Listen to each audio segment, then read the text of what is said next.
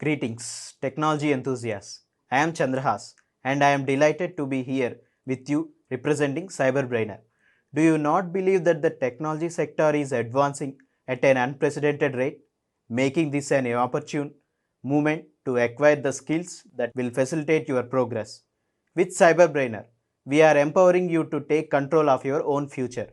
At CyberBrainer, we do not merely impart your interests.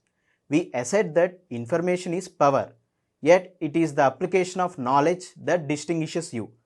Our courses are meant to equip you with essential skills, whether you are pursuing data science, understanding artificial intelligence, or delving into cybersecurity. Let us commence the session and seize the future today. Thank you. So first, how this depends as well. First, what this will ask is first item is like the passwords. Whether our password should expire like usually in corporate. We know, right? 90 days once our password will be expiring, right?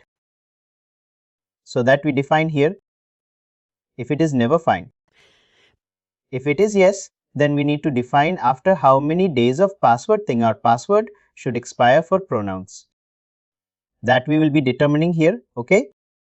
And then again the password history, whether we can use the previous password or not. Mostly they will not enable this, but we can say if you want, we can say like remember password for previous two, so that we can have our previous two passwords here. Again the password, what it should contain. Username spaces words from the forbidden list. Like this we can choose. And also what it should have uppercase, lowercase. The conditions for setting up a password we will determine here. Yeah, this is very much straightforward.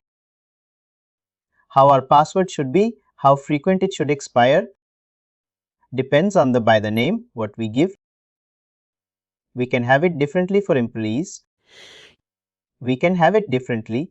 Mostly for super user, we will keep it in the expiration frequency never, so that we don't need to change pronouns password unless there is a need for us. Okay. But for employees and managers, we might say, okay, once in 6 months, once in 3 months. And these conditions needs to be met. Okay, that is about the password. Then we come to the session restrictions. Number of failed attempts. So to lock out, so that then only the admin can enable them. So if we choose like number of logins before lockout means if you choose 5 means 5 times if I am entering my password. A wrong password, then my system will get locked out. And even after that, if I enter my correct password, it will not allow. And then we need to put a ticket to the Kronos admin to unlock my account. But if you do a due duration means after 30 minutes. If you are giving me after 30 minutes, all my lock will go off. And again I will be able to log in, but mostly it will be 4 hours. So then what happens is, if it gets locked out, what will happen is they will put a ticket to us and then we need to unlock them. This will be ticked. Once they choose 5 times wrong password, or 5 times or 3 times, whatever you give them, this will be enabled. So that when they try to log in, it will not allow them. Then we need to go here and disable this and save it. Then it will allow after that. If we enter the correct password. So this is about the login profile. What we have in the login profile. Let me go back in again. This is very much simple.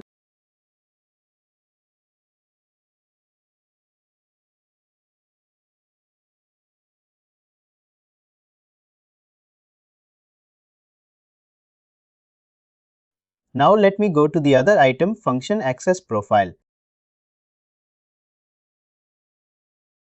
So this would be quite confusing, but let me open one. And I'll give you access to timestamp and how I can play a quick one. So this is like a function access profile.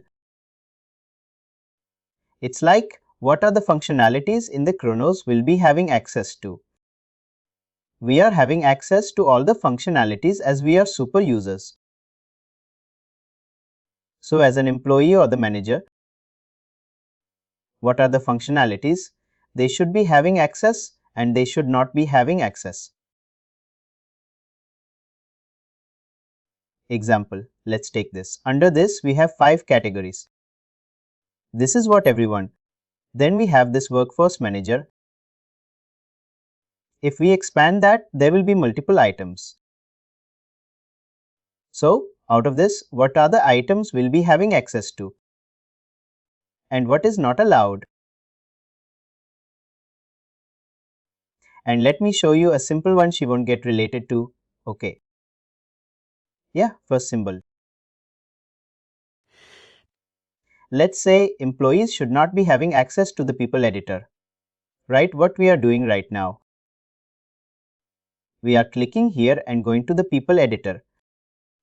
So employees should not be having access to the people editor. And in most companies, managers also will not have access to people editor because the data flows from the other system and it loads the people data's value. So managers should not be manually editing it. Only the admin should be having access to it. So in that case, we will disable this functionality to the employees as well as the managers. Where we do that, whether this functionality should be available or not is in function access profile. And you can see here we have an option called people editor. We can say whether it is allowed or not. We are choosing none. That means we are not giving anything to him under people editor. We can also expand it so that we can decide what to give access under that. Maybe like only this functionality under people editor. He can have access means he can choose that. But in the top itself we have said none. That means we are not giving access to any of this. But at least person tab he can access and job assignment tab he can. Disable means we can do it here. Person and job assignment. You have the difference, right? This is person tab, this is job assignment. Suppose there's a requirement. This tab can be visible to the manager and he can do edits, but not this. Then we can do it like this. We need to expand the people editor like what we did here. We need to pick the plus sign here so that this is expanding. And here we can choose person editor.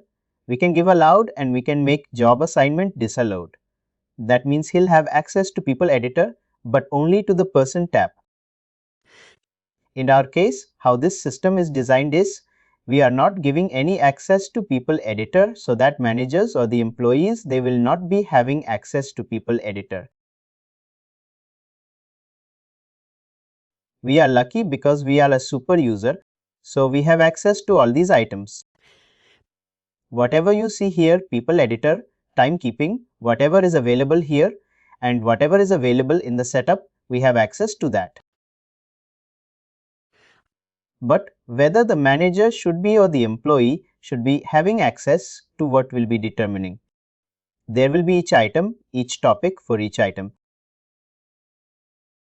So here we saw hyperfine and people editor. Hyperfine means this is just Genie.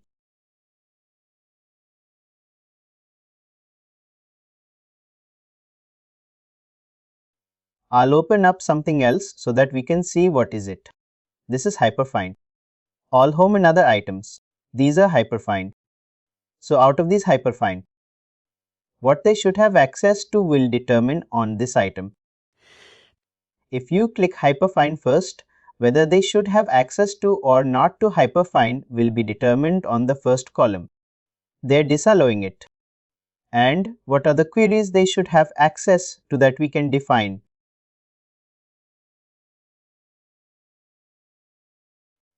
This is more like hyperfines will be visible to them, but they will not be able to edit. So if you choose like one for Australian employees, I gave a condition and I created it by clicking on edit. I created a few conditions and I made them work. So that access will not be available to the manager or the employees here because we have, as per this system, this is disabled. only if it is an engine implementation and they're implementing it from a different system to Kronos. They might ask you to do it from scratch, and they will give you a proper Excel sheet which is like this. It will have all these rows, all these columns, and it will say what is allowed and what is not allowed. Or if the company is not aware, the client is not aware of the Kronos, we need to create a document like this and ask him for each and every one. That will go around for 2 to 3 months. We need to get each and every record on what is allowed, what is not allowed, and then we create it. Again, if the client is unaware, Kronos has a default format. Okay, this is available for manager. This is available for employee. Like this, we have 3 for standard formats. Which one do you need to pick up? Just see and tell us, they will tell. So we can pick up one out of that. If you are very much confused on which to go, there are a number of items to see. We can choose a particular template. Here some items are allowed and some items are disallowed, right? Like this, they will show us a template. Okay, this is option 1 for manager, this is option 2 for manager, this is option 3. In this option 1, these will be enabled. These will be disallowed in option 2. These will be enabled. These will be disallowed. Like that, they will give us some insights. We can choose it from that one. Or if we have a custom requirement, we can draft our requirement. And we can create it on our own or for initial implementation. Kronos will support us. This is more of an interview for questions where they'll be asking where we are restricting each and every functionality. We are doing it in through function access profile. This will have each and every item. Whenever we get time, just go through it, but don't change anything here. This will totally disturb. Since we are super user, we'll have access to everything. But if we change anything here, that will totally disturb the system's atmosphere. So just view it, it will not make any issues. Just have a view on it. So example, if you see super access, this is what we have. For us, everything will be allowed. And we will not be able to see that. What access scope is this? Manager, everything will be allowed to us. Allowed, allowed, allowed. Not like others. We'll have allowed to everything.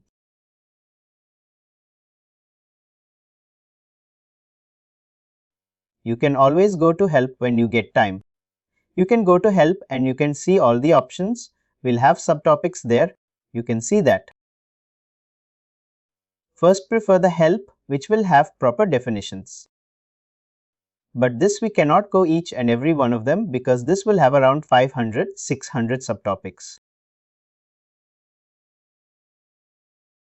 This is like whatever we see in the people editor, whatever we see in the access login screen. Everything comes under this.